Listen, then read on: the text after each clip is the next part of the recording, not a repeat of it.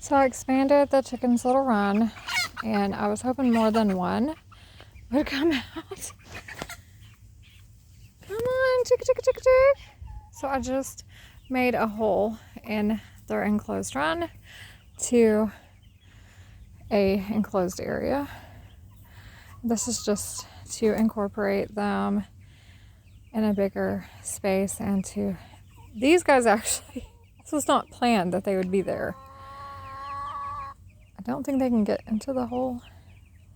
I wouldn't want them in there. I would like for the littler guys to be able to come in and out without the bigger ones going in their space. They can be quite mean.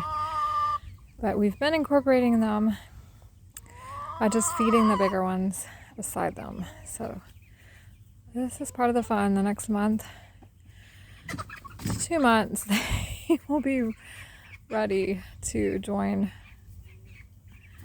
the flock. The good thing is there's a whole lot more of them than these, so it should be fine. Like, Beauty, why are you on the outside over here by yourself? She's always wandering off by herself. So there's 2 roosters and 13 pullets to join the flock of 3 pullets and 1 rooster. Can't wait for more eggs. That's what it is. It's just a little extension right here for more free ranging, more fresh grass. Good morning, Sabbath Saturday, friends. Wanted to show you what I planted in the garden today.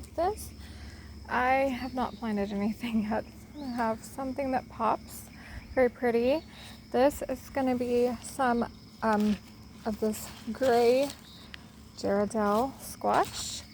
We have some Texas tested squash, and just want to show you the area first. I'm going to get an aerial view of everything. All the black that you see, that is a mushroom compost.